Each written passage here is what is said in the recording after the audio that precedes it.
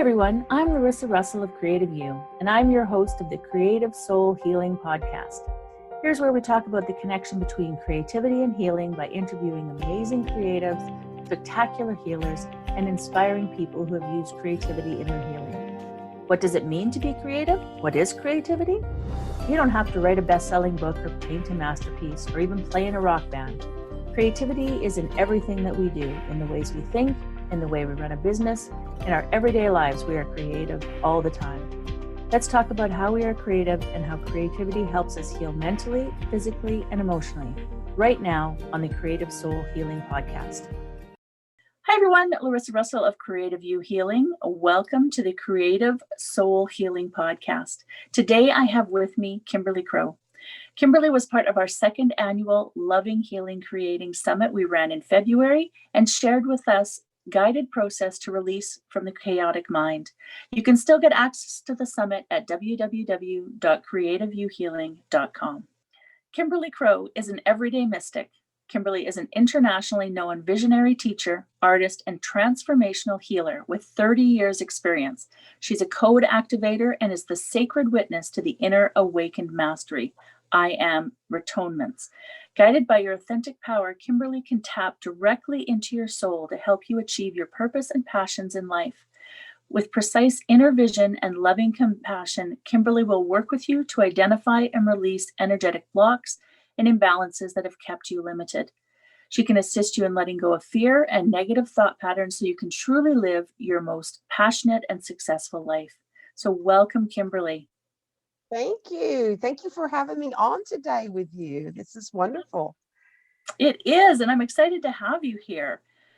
So can you share some of your story and the path that's brought you here? Oh, yeah. I have that it's kind of funny that I call myself an everyday mystic now when it's like when I had my awakening experience, which I had no idea I was in a awakening experience. I just thought I was losing my mind and going a little batshit crazy. It's like, and I didn't know anything then. And that was when I was 33. And at that time, and I'm 60 now. So at that time, I worked in a hospital laboratory. Okay. That's what I did. I came from my brain has been trained with science. I was a bacteriologist. And well, that was the last part of that job. I was a bacteriologist supervisor. And I went through a trauma that was a really big trauma for me at the time because I had just lived this, everyday middle class life of just, my dad was a teacher, my mom did hair, just a life like that. Okay.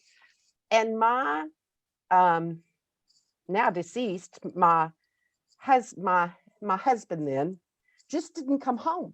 He just didn't come home. Okay. And so I had a almost 3-year-old by then. And we used to show dogs, and I had all of these dogs. And it was like, oh, okay, what happens? And I went through, like a psychic break, like a nervous breakdown with all of it, because I didn't have any coping skills. None of that we didn't know what any of that was. None of that was there. But I remember the first thing of knowing that I wasn't going to live my life like it had been anymore. And that I didn't have anybody in my life. That was my first thought. I don't have anybody in my life now to tell me what to do. I can do anything I want to do. And I love that. I remember having that thought, like during all of the trauma, and there's that one part that everything's spinning out. And then this part inside of me that was like, woohoo. And I'll admit that now, it's like went through all of that. And I now I realize it was a calling. I kept hearing an inner voice tell me to quit what I was doing. And I had this inner drive to go be a massage therapist. And I didn't really even know what a massage therapist did then. It wasn't like it was as what do you call that? It wasn't out in the world like it is now, not as much. Okay. And I just knew I was supposed to do it. And everything around me started spinning out, like stupid things at work. I got put on probation for something that wasn't a reason to be put on probation. It was totally spirit waking me up. Everything was falling apart around me. And when I got put on probation, when I got sent home from work with no pay for 3 days, I started calling massage schools immediately because I was hearing the voice and not doing anything about it. And I started calling all of the massage schools to find out what the curriculum was, when to start, and all of that. And I had a plan. And when I went back, I was ready like to quit. And a doctor friend of mine said, "You're almost vested in your retirement. Wait and see how many days you've got till that to make sure you know." And it was like, oh, okay. And so I put everything in plan. Like the voice came, which is that divine inspiration. And then I put it into action, like the voice will tell you, but then there's like some parts that you have to do to have the plan. And I quit work. I went to massage school that summer. My daughter was before she got into the system. So she was between, she wasn't in kindergarten yet. It was that. And I stayed home with her, went to massage school, and we had puppies. One of my golden retrievers was pregnant, and that was like the universe supporting me, because I had, loved my dogs and supported them. And then all of a sudden this was there for me. And I stayed home and played the golden retriever puppies with the 3-year-old and went to massage school. Best summer of my life. And when I went to massage school, I started knowing things about people. I thought it happened to every massage therapist because I didn't know any different. I didn't have any reference point to what was going on. I just thought it was happening to everybody. And because my brain had been scientifically trained and I knew what cells looked like and all of that, when I touched people, I saw into their bodies. So mine came on as like a medical intuitive at the beginning. And I just thought it was like I would get these images and I would and so it came in that way, like in physical systems, of the body. And I knew those, but I would know like what was wrong with this person. Like what I would just have this knowing. And it wasn't long after that I remembered the first shoulder that spoke to me. There was a guy that was coming in all the time. He had the same shoulder stuff. It would get better. And I asked the shoulder one day, "Why are you always this way when you come back to me?" It was like just a thought in my head.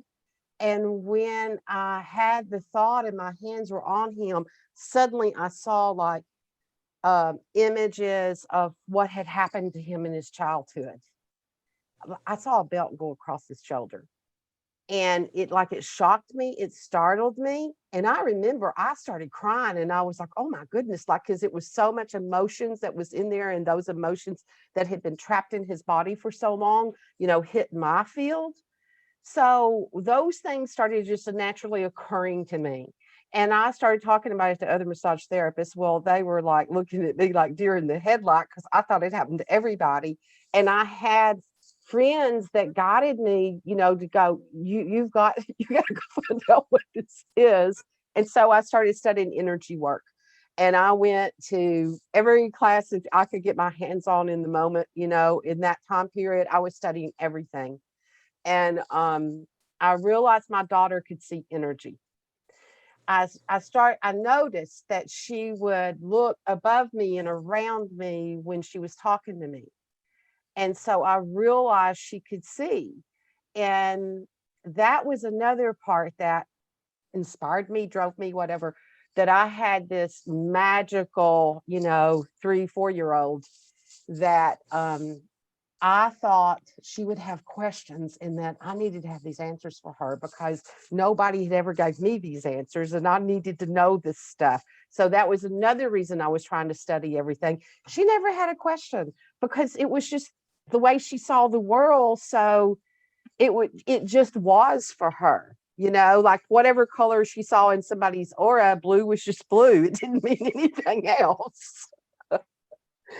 And so that's And then I kept getting more energy work. And the more energy work I got, the more of all of my different, essence, my clairs all came on. Like the more work I got, the more inner child work I did, the more work, the more and more I expanded in consciousness and integrated. Mm-hmm. I didn't know any of those things. I didn't know what a chakra was. I had no idea. It's like I didn't know any of those things. But spirit was guiding you. Spirit was guiding you where you needed to go. Right. And that shows, somewhere before we jump in, we have that plan. We have that divine blueprint that we set up, and we said on this day, this is going to happen. And then this will happen and this will happen. And then, when I first worked as a medical intuitive, when I would do people readings that way, I understood why I worked in the lab for the years that I did. I wanted to be an artist. I remember when my parents were like, you've got to go to school. What are you going to do? I want to be an artist. And my dad said, you have to have a real job. And so I went medical because there's always medical jobs. And I hated it. I never liked being there. I wasn't like anybody in the lab. I always felt like I was at the wrong place. But when everything happened, it made sense, because at that time period, that's why my brain had been trained that way. Mm-hmm. That I could assimilate all of it. Like it was, I could see later, oh, well, this makes sense now. I was being trained the whole time. Well, yeah, and especially that body knowledge that you would have gotten in your medical training, carries over into the energy work that you do. And yeah, it did. It's like, when I studied meridians, I actually understood more about the systems than I did all those years working in a hospital lab. But it all went together, mm-hmm. And it's like, and I could actually literally see, like, I would know what people's levels were in their labs. Like if they came in, say somebody had liver stuff, I would go, oh, your liver enzymes are high today. And it's because I knew, that's a whole, when you're working in something like that, you don't realize it's a whole language, and that it's like that the whole world doesn't know this because you've been trained in it. And mm-hmm. so I could help them in that way. But then it all just kind of integrated. And I knew that there was more to it than physical. And especially when that guy's shoulder showed that to me that day, then it was like, oh my God, I've got to help these people emotionally. Mm-hmm. That it's like all of this is inside of them, and it's been stored in there, and there's more to this, and there's another level. So everything I ever studied to unfold was because I needed the tool. I thought I've got to have the tool to hand them, to help them. That was always the part that was always sending me to the next level, to the next, to the next class. It was like, mm-hmm. I studied everything. Homeopathy, then I was like, oh, I need a pill to put under their tongue, and then maybe that'll work. All of it. And it's all just energy. And does it really matter what modality you're using? Because in some place, we're all working within that same field. And maybe that's the one that is the tool that day for that person. Mm-hmm. And so we gave, because of the wide range of that, and then I just let it all go. And, and then when I work with people, I can tap into their essence, and it might not be something that I have studied, but they have, so their body knows what it is that they need. Mm-hmm. So it, that when it all started integrating, then I went to the point of, I realized I didn't need to know anything. I just turn it loose. I'm not the one doing anything. And then if I get out of the way, then I can be the tool for the divine. Like that, and of course, having the knowledge makes it all easier to put the pieces together.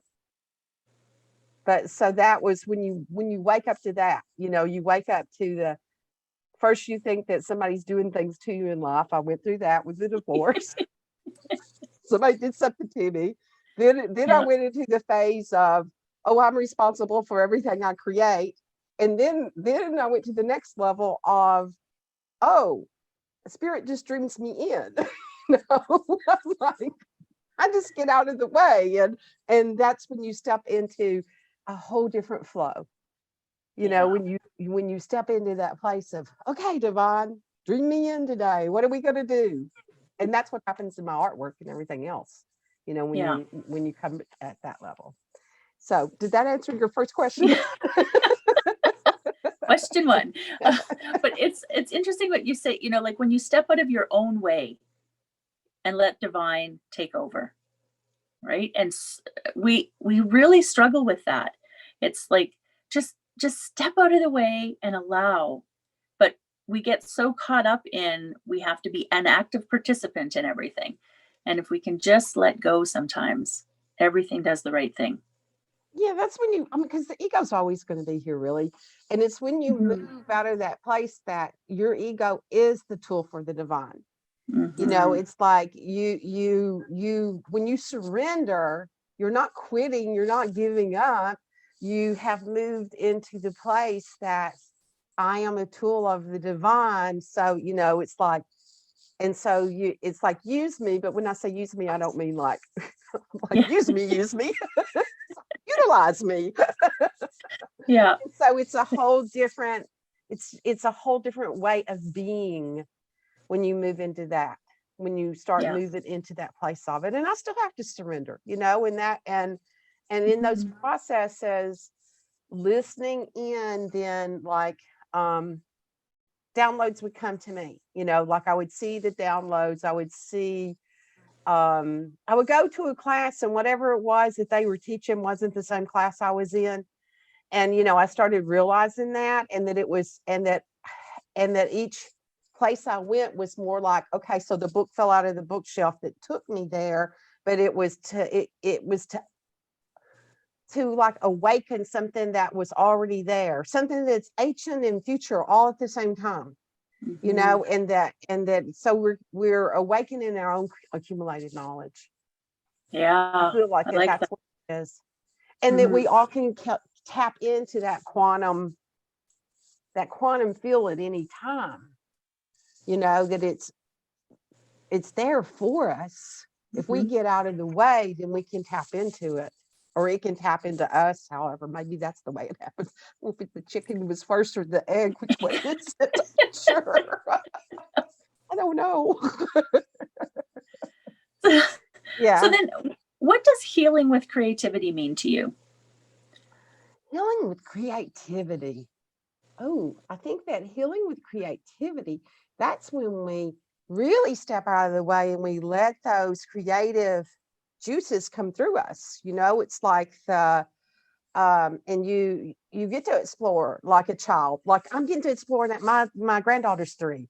And so being at the consciousness that I am now with her, and you know, it's like it's so much fun, you know, to allow, that's when that you allow that inspiration to come through, and then the energy itself works with you, because the color, sound, tones, whatever it is, it's all some kind of energetic signature, and there's like an essence that's with that, and it's a freedom. There's a freedom with it, isn't there? I think Yeah. there's a freedom with the creativity part. Then we're not so much here. I know when my art, because I was always an artist my whole life. That was something that I've always been. And then I used it in other ways. And then when I stepped back into that, like when it awakened back in me again, first I started just like, I asked everybody that year everybody's like, what do you want for Christmas? I want art supplies. Nobody bought me any. I had to go do that for myself. And I would go into these, we're out for 2 or 3 days. I mean, it might be the weekend, and I like didn't change clothes and just stayed in the paint. And I would just be painting circles, colors. And it was, and I could tell that the colors were doing something to me. And I couldn't stop. It's like I couldn't stop doing it. And then, you know, and even those, I have a whole pile of those somewhere. And sometimes I pull them out, and they're backgrounds for paintings I'm doing now. You know, it's like I have them and then I'll recreate with them again. But I could feel the colors opening up things in me, and that it was doing something, an integration in my brain. It's an integration between your right and left brain. That's what it means. That's what starts happening with it. Yeah. Yeah. Yeah. Absolutely. Yeah, I love that. I love that. So, Yeah. what inspires you then in the work that you do? Um, what inspires me? Well, when I'm working with people, um, with humanity, the part that inspires me is when they get their ahas, when, because at this point, I don't like to call myself a healer or psychic or any of those things anymore. Like I've kind of let go of all the labels. So when I asked one day, it's like, well, what am I? I'm their sacred witness. And it's like, that's what I do. It's like when you let go of everything and you stand in that place, and because I step into the light of the divine where everything's possible. And then I become their sacred witness to watch them remember the gift that they are. And when they, that energy that happens when they release something that's been holding them in some kind of pattern, it's the not self. When they connect to that and something changes, and then there's that expansion that happens and they get their aha, that's what inspires me. It inspires Yeah. me, it's that it's like that energy that happens in that moment. It's Yeah. it's kind of addictive. It's like it's a dopamine hit or something. It's like, wow, I want to see this happen again. I agree. And I've said that a lot. Other people's aha moments are what keep me going, right? Yeah, Because that's what it's it like is. seeing people break through something and figure something out and just step into their own power is just, yeah, I mean, there's and just, that's what, yeah, to me, I mean, that's what we're here to do, is for them to remember the gift that they are. I mean, that's it. mhm. It's not to, yeah, it's to get out of the way so then they can remember. And in that moment of trust is when when they can let go and really drop into their core, and then they can trust themselves too. They remember what it's like to trust themselves. Yeah, That's when yeah, the ahas absolutely. come in. Yeah, yeah, for sure. Yeah. So one of the things about healers and creatives is this sort of thing about monetizing the work we do, and so I just want to get your thoughts on monetizing healing and creative works. Oh, I mean, I've heard arguments with that. it it's like any gift. You don't, I mean, everybody that does their work, that's their gift. Whether it's a doctor, if it's a, I've heard, because I'm back in Kentucky now. I live in Kentucky. So when a lot of that stuff first started happening to me, it was that you can't charge for your healing work, but it was okay for me to charge for a massage because they saw me like the way they saw a physical therapist or something. But that there was something, that switch over to the energy work and that, blah, blah, blah. And I think that was put in humanity's consciousness actually to hold us back. I mean, it doesn't Mhm. make any sense to me. It never made any sense to me because, before before we lived in the society that we live in now, when we were medicine men and women, the oracles of the tribes, the seers to the kings, we were taken care of. It's like the community took care of that person because that person was what kept the community surviving. Mhm. So it was it was all, everybody lived in the bartering system then. We still do. We Yeah, still live in a bartering system, and we still live in communities that support each other. And the way we do that now is that the system that we happen to have is what we call money, and it's the energy that we use for exchange now. I can't really go to the grocery store and go, thank you, here's a prayer, bye. It's like, that's not going to work. They're going to push little buttons, and then there's going to be men in blue that are going to chase me to my car. It's like, now yeah, you can't pray and suddenly groceries show up at your house. I've had that happen. It's like it's still a bartering system somewhere the universe supports you. But I don't even know why would people that work in those modalities not be receiving just like everybody else is. I don't know where that matrix, because when I look into the minds, I see it as matrices, and how the mind has created these constructs, and then we're all kind of puppets that have been controlled by those constructs. And so when we release from that, we're no longer controlled by that. So whenever that got put in, and whoever created that, and it went in to the consciousness, because I don't think it's always been that way. And I've had, because I live in the Bible Belt, and I don't, my clients aren't even from here now. It's like everybody I do is, I'm on the phone. So it's like, I don't have that like I did when I had a brick and mortar, office here. And then I left, and I was gone for years. And then I came back because of my granddaughter.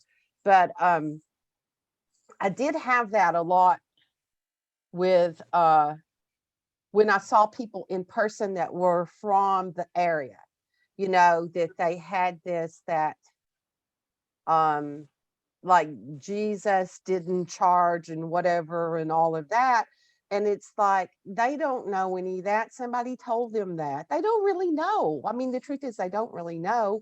And he was supported by his community, and that was always there, wherever he went, everything was there. So I don't know where that came from. So anyway, I don't believe it. Okay.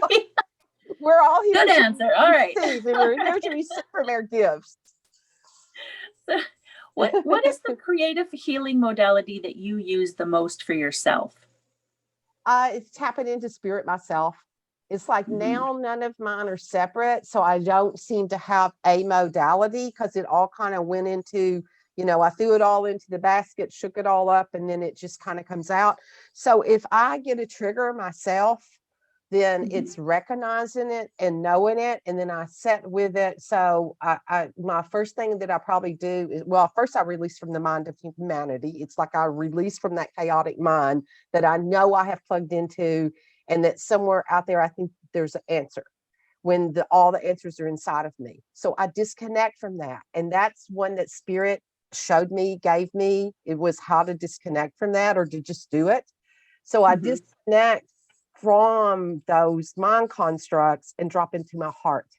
And when I drop into my heart, then in the silence, the breath, that's the thing that I use. I use breath. It's like when you drop into that, you always carry your tool of breath with you. And when you breathe and you drop into that moment of silence, there's an opportunity for expansion. And there's like an opportunity that, if you like to listen in that silence, that the answer to you. And so that's my go-to for me. That's the first thing that I do, is drop into that. And if I still hear the voices talking, if the voices in my head are still trying to control me or tell me something, the not self is taken over, then I connect to it. Because it's some, shatter aspect, and I don't see shatter as something bad. I see it as a superpower that got, neglected sometime. And so it's talking because people quit listening to it. And so it's acting out. So I'll go to it. I go to that, I do my inner work. I go to it and talk to it. I'll journal, I'll dialogue and say, what's up, what's going on? What do you need to say? And usually after it's heard, then you can kind of compromise, and there's a energy shift that happens. So that's what I use on myself. And when I'm working with clients, there's something that happens that it's like in that space, because I don't judge them at all for anything that's going on. And in that place of being neutral, then that happens for them, holding that place of that, then they can step out of the shame and blame game. And when they step out of that, then it's like that shatter can be the superpower that it came to be. There's when you take it and use it, there's an energy shift that happens. And some days I may have sleep with crystals, it's like whatever that. Yeah. But I think that using, like, because I use all of it. I mean, I taught crystal classes forever. I've taught everything. And, I've taught intuitive classes, all of those things. I mean, I have my kind of own little mystery school that I teach stuff, but all those tools can help, and they can help raise their vibration in the moment. But I think I really believe the key is doing that inner child work, is that because it's, the other is for the moment, it's expansion. And it doesn't mean in that expansion that you can't go back to homeostasis. And then in that, the aha happens, but it's about getting the aha. If you don't get the aha, it's not going to change the programming. Mm-hmm. Yeah. Do you find that too? Yeah, absolutely. Absolutely. To me, it's like going back to the core, right? Going back to the core. Exactly. And figuring that out. And it's interesting what you said too about shadow. And, without shadow, we can't really have light because it doesn't amplify it. So we have to have that shadow side and recognizing that. And then what do we do with that? Right. So I think, that work is also so very important. Like most people want to just like ignore the shadow or what we consider the negative. I've heard people say that. I found it like I'm trying to kill my shadow, and it's like, you killing your shadow. It's like it's already been beat up sometime. It's already been shamed and blamed. And it's like, talk to it, see what its superpower is, and how do you integrate that gift? Exactly. It's like, exactly. Yeah. Very important. Very important. Yeah. So what would you say you're the proudest of in your life? What am I the proudest of in life? I think there's proud moments every day. So it's like, I don't know. Maybe I've let go of, I've got to an age where I've let go of all of whatever I thought those markers were. When you say that, my most empowering moment, I can say that. This is so weird that I thought of this, because I saw the flash of this when I was telling you the story of like when I had my awakening and when I went through my divorce, and I went through that, like being the victim of whatever I thought was happening to me. Mm-hmm. I had a couple acres or something, and so I had to start mowing the yard because my husband, he used to mow the yard, and all of a sudden I had to take care of things like that. And my dad bought me a riding lawnmower, and it kept breaking a band or something. And there was a guy that lived in a trailer that had all these lawnmowers. And so I went and knocked on his door one day because I thought he must fix them if he owns this many of them. And he taught me how to fix that lawnmower.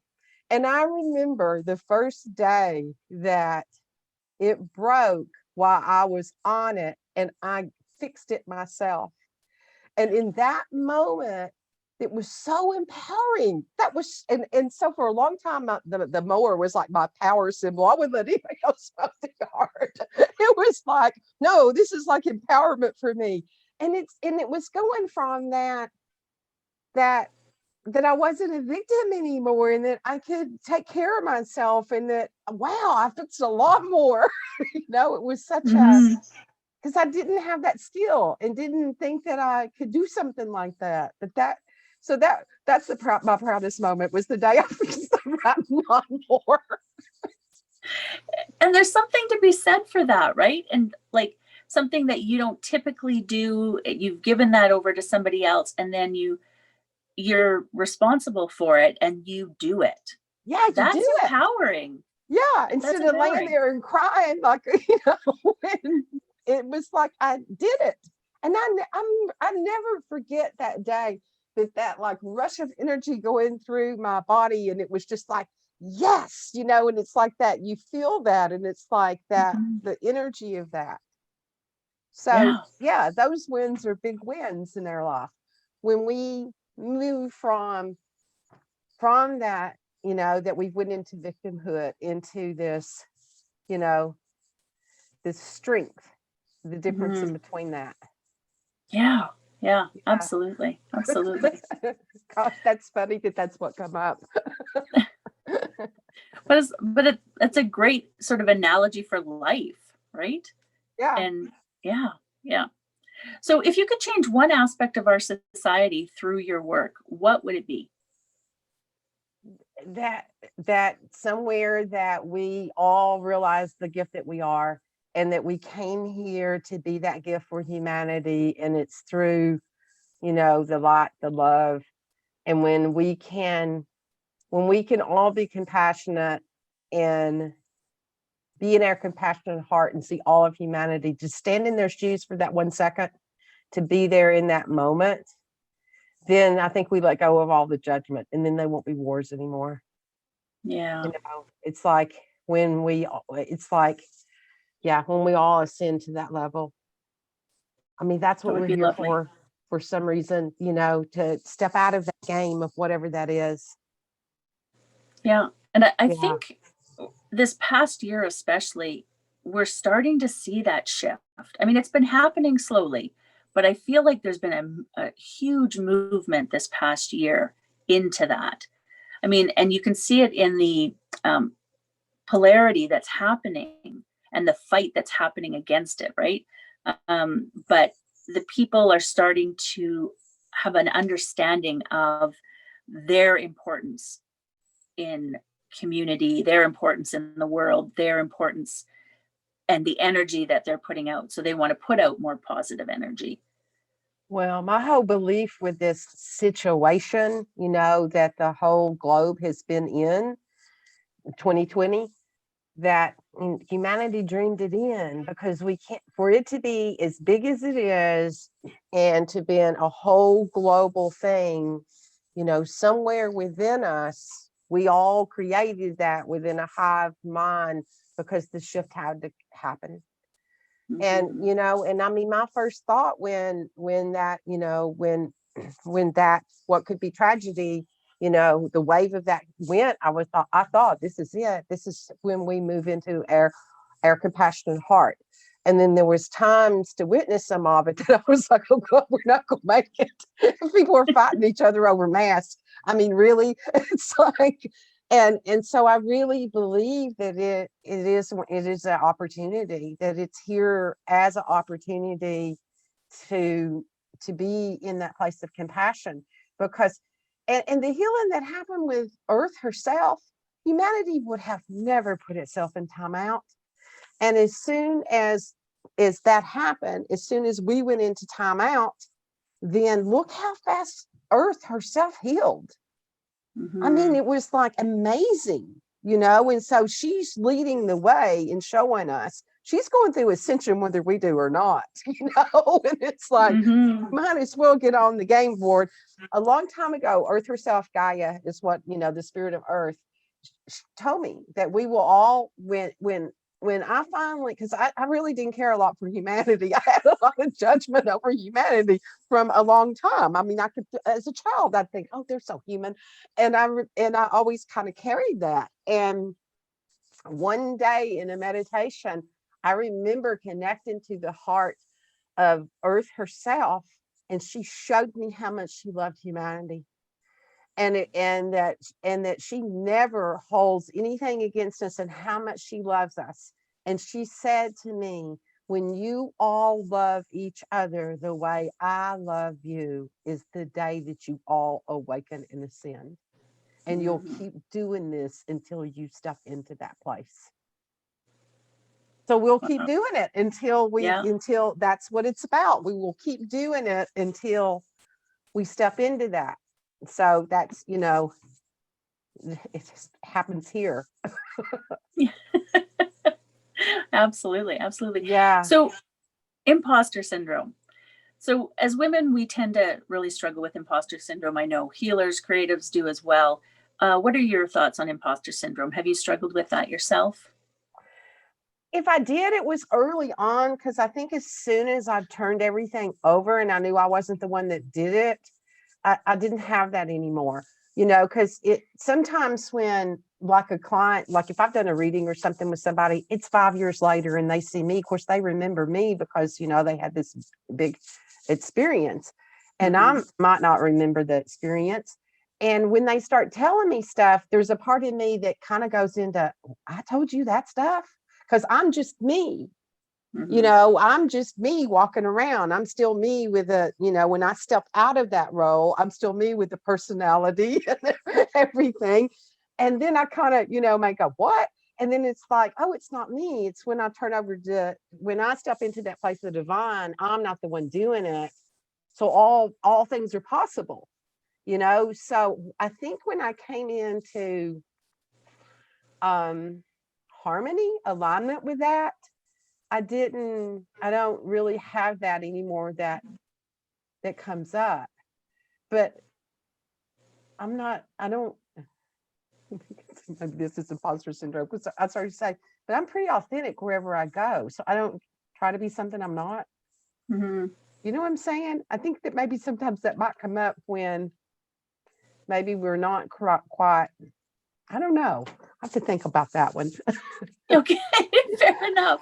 Maybe with my art. I mean, I maybe could see that with my art, because I went the medical route. I wasn't, I don't have any, I'm a, what do they call that? Outsider. My art's just mine. I didn't have any formal training in art. It just happens. I don't know how art happens. It's like it's in my hand, and all of a sudden this paint is on the canvas, and suddenly there's faces and beings, and I don't know where they came from or how they got there. It just is magic, and it just happens. So maybe if I was in a circle, because I've had that happen before when I've tried to go into artist circles and, like be in that community, and it's been a long time. So it may not still be that way. It may have been the energy that I was in at the time, but there was kind of a snootiness with it. Do you know what I'm talking about? Yeah, absolutely. So I probably felt it then, in that time period. I think that happens when maybe we do hit that wall of judgment, or that top of one up you kind of energy. I don't really get affected by that anymore, though. Yeah. And I think that's really what it comes from, is that that judgment, whether self-judgment or cultural judgment that we're so used to. Mm-hmm. And then if we're not stepping into our fullest authenticity, our full authentic self, then we judge ourselves based on other people's judgments or perceived Right, judgments. it's the programs, right? Because those programs are within us, and they could have been there from, all kinds of situations that we don't know that we're carrying cellularly. It can be, in our DNA, can be in this DNA skin suit, and we don't even know it, or it's from some experience, just one little word that was said to us as a child, and we don't know we're carrying that. Yeah, absolutely. I do think that is, I do see people that get kind of, that they run from it. So they're always trying to prove something, because I guess they're running from the imposter syndrome, and they seem to be on the hamster wheel, what I mean? Yeah, just let it take them over, and they're not really accomplishing anything, because they're just striving. Yeah. That's burnout. Yeah. True. So do you have an inspirational quote then that you live by? Oh, I don't know. What is who said be the change? I guess it's because it happens within us. Who said that? I don't even know right now. Who was the original person that said it? I want to say Gandhi, but I could be wrong. So listeners, let us know if I'm wrong. I want to say Gandhi. Yeah, some things that he said that other people got tagged with it later because they used it in some speech. But yeah, that's probably, really, because that's where it is. We're the ones to be the change. Yeah. It has to happen within inside of us. If you get angry and run out in the street and you're, protesting and yelling at everybody, it's still that change has to come from within you. There's something there. Yeah, there's a thing with justified anger, and when you take that and put it into action, then it becomes inspiration. You can use it for inspiration, but when you just stay in that, it's not serving a purpose for anybody. Yeah So that's when you have to be the change within that you want to see in the world. Yeah So is there anything else you'd like to add that we maybe haven't discussed today that you want our listeners to know? Oh, no, not really. I can't think of anything right now. To be the gift that you are. It's like, we came here to be the gift that you are, and to step into that, be in your heart and be you. Mhm. Fly your fruit flag, it's like So important. Be your yeah, authentic, unique self. Yeah. exactly. Yeah. Yeah. And then Well, that, creativity comes in all kinds of forms. That's people, I think sometimes that they think, well, if I'm not an artist or if I'm not singing, I have no musical talent whatsoever. I could drum. Anybody can drum, but not drum good. mhm. But I think that sometimes we judge ourselves in that way. And there's all kinds of ways to be creative. Mhm. You may be the best, organizer. I mean, whatever that is, it's like there's all kinds of ways that inspiration and creativity, because that's what it is. It's that inspired action that comes through, and then you utilize it some way in the world. Mhm. Yeah. Yeah, for sure. Well, I want to thank you so much for being here. Thank you. Thank you for having me, for letting me Yes. hang out with you today, for inviting me to hang out with you today. I love it. Well, to our listeners, we will see you again next week. And in the meantime, I wish for you amazingly creative days. Are you a daily journaler? Do you want more creativity in your day? We have 2 great creativity journals to start your day with. One for people who already have a journaling practice, and one for people who are new to journaling. Both are an amazing way to start your day. Both make the perfect gift for a person in your life. Check out Have an Amazingly Creative Day and How Do I Have an Amazingly Creative Day? Both currently available on Amazon. Click the link below to purchase yours now.